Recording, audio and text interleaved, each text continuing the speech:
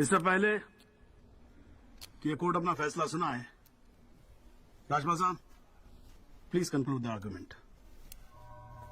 Investigation report से आज तक पता नहीं चला कि उस रात को एक्चुअली क्या हुआ। There is some confusion, some confusion, क्योंकि पुलिस रिपोर्ट कहती है कि एक्सीडेंट ट्रक से हुआ और प्रोसिक्यूशन और सारी दुनिया कहती है कि लैंड क्रूजर से हुआ। पुलिस रिपोर्ट यह कहती है कि 6 लोग मारे गए और प्रोसिक्यूशन और सारी दुनिया कहती है कि सिर्फ 5 मारे गए, और उसकी वजह से एक मुर्दा जिंदा हो गया।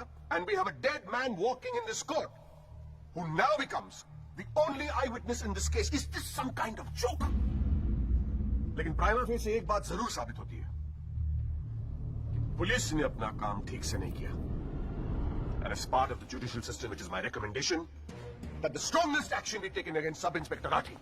It is people like him that give the department a bad name. It is people like him कि investigation का मजाक उड़ाते हैं लोग। You better joke out of it. Set an example. Once and for all. The entire police department. Your Honor,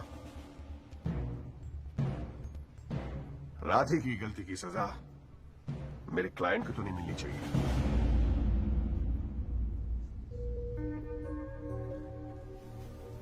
Which brings me to a very, very important question.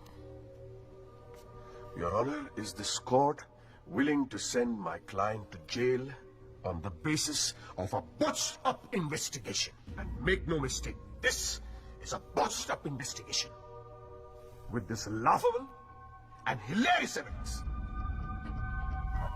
Because if this happens, it'll be the darkest hour in the history of the judicial system of this country. और रही बात उन 6 या 5 मरने वालों की, my deepest sympathies, क्या करें? लेकिन अगर आप फुटपाथ पे सोएंगे तो मरने का रिस्क तो रहेगा ही। That's the harsh reality. The rest, Your Honor, I leave it to your wisdom and your fine sense of judgment. Thank you. हाँ जी Tyagi ji, your submission please.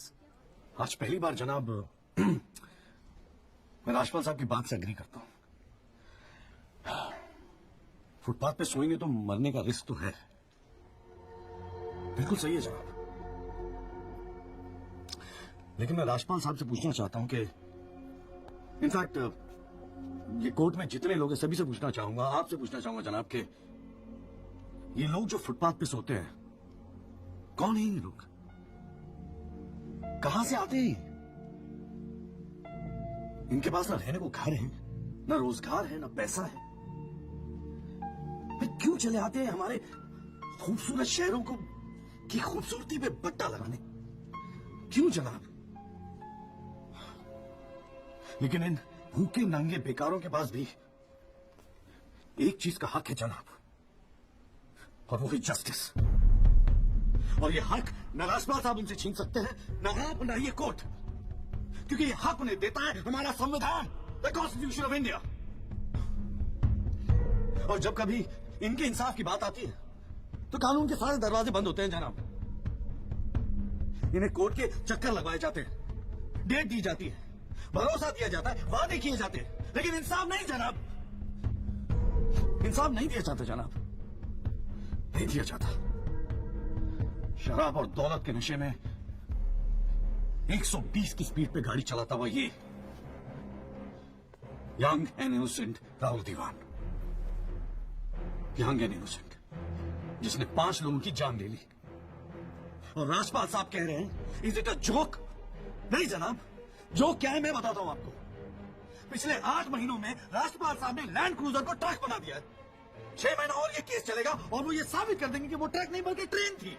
साल भर और ये केस चले दीजिए और मैं दावे के साथ कहता हूं कि राजपाल साहब ये साबित कर देंगे कि ये आदमी सलाहकार मिश्रा नहीं बल्कि शाहरुख खान है। और लैक ऑफ एविडेंस के बिना पे आपको ये बात माननी ही पड़ेगी। दैट इज अ जोक जनाब, ये जोक है।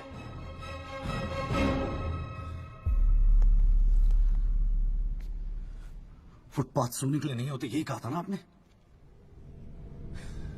लेकिन राजपाल साहब फुटपाथ गाड़ी चलाने के लिए भी नहीं होते। कानून की बात करते सलाह। जनाब बचपन से ही फिल्मों में देखते आ रहे हैं कई बार ये डायलॉग सुना है कि कानून के हाथ लंबे होते हैं।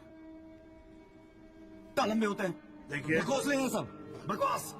अगर लंबे हैं तो ये रहा राहुल दीवान आपके सामने, उठाइए और डाल दीजिए जेल में। दिखा दीजिए हमें कि कानून के हाथ लंबे होते हैं। बुरा मत मानिएगा जनाब, लेकिन इस कमरे के बाहर आपका मजाक उड़ाया जाता है। आपके नाम के एसएमएस झूठ भेजे जाते हैं, रेट फिक्स किया जाता है आपका। जनाब, आपकी इज्जत खतरे में है। कुछ कीजिए प्लीज, कुछ कीजिए। और जनाब, इन पे एहसान मत कीजिए, बस इन्हें इनका हक दे दीजिए, इन्हें इंसाफ दे दीजिए जनाब। मैं और कुछ नहीं कहना चाहता, बस थैंक यू जी। हाँ, तो अब हम केस पे आते हैं। इस केस के दो पहलू हैं। पहला पहलू है कि इस केस में पुलिस ने अपना काम ठीक से नहीं किया है, और इसके लिए ये कोर्ट दिल्ली पुलिस डिपार्टमेंट को ये निर्देश देती है कि सब इंस्पेक्टर राठी को तुरंत बर्खास्त किया जाए और उनके खिलाफ मुकदमा दायर किया जाए। अब दूसरा पहलू, भाई एक बात तो एकदम क्लियर है कि इस केस में बहुत सारे इंपॉर्टेंट फैक्ट्स को मैनिपुलेट किया गया है। राजपाल साहब, भाई मान लो कि गलती आपके क्लाइंट से हुई है, हाँ जी। अगर गलती ना हुई होती तो फिर फैक्ट्स को मैनिपुलेट करने की जरूरत ना पड़ती ना, है जी। इस कोर्ट में बैठा हुआ हर आदमी जानता है कि एक्सीडेंट राहुल दीवान से हुआ था, लेकिन मैं तो जज हूं। भाई कोई क्या जानता है, मैं क्या महसूस करता हूं, इस बिना पे तो मैं जजमेंट दे नहीं सकता। मुझे जजमेंट देना होता है एविडेंस के बिना पे, और एविडेंस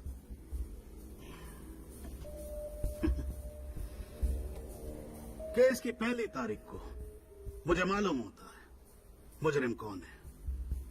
मैं यहां बैठा रहता हूं और एविडेंस का इंतजार करता रहता हूं। एविडेंस अब आएगा, एविडेंस तब आएगा। गटर खड़ा हो जाता है जी, फाइलों पे फाइलें चढ़ती चली जाती हैं, लेकिन एक पेपर मेरे सामने नहीं आता, एक पेपर जिसको मैं सही मायने में बोल सकूं कि ये एविडेंस है। एविडेंस आता नहीं है, मुजरिम छूट जाता है। आज तक तो ऐसा ही होता है।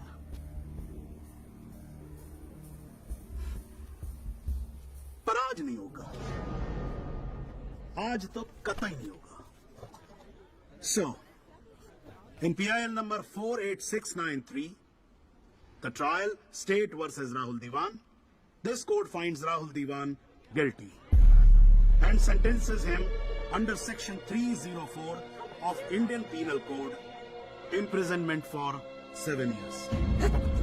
Your Honor, this is bizarre.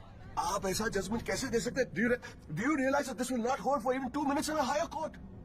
Do you realize that I will go to a higher court? वो आपका अधिकार है ना। आप हाई कोर्ट जाओ, सुप्रीम कोर्ट जाओ, आप प्रेसिडेंट के पास जाओ, जहां जाना है जाओ। लेकिन आज आपका क्लाइंट राजपाल साहब जेल जा रहा है। You may sit down. The detailed judgment will follow soon. The court is adjourned.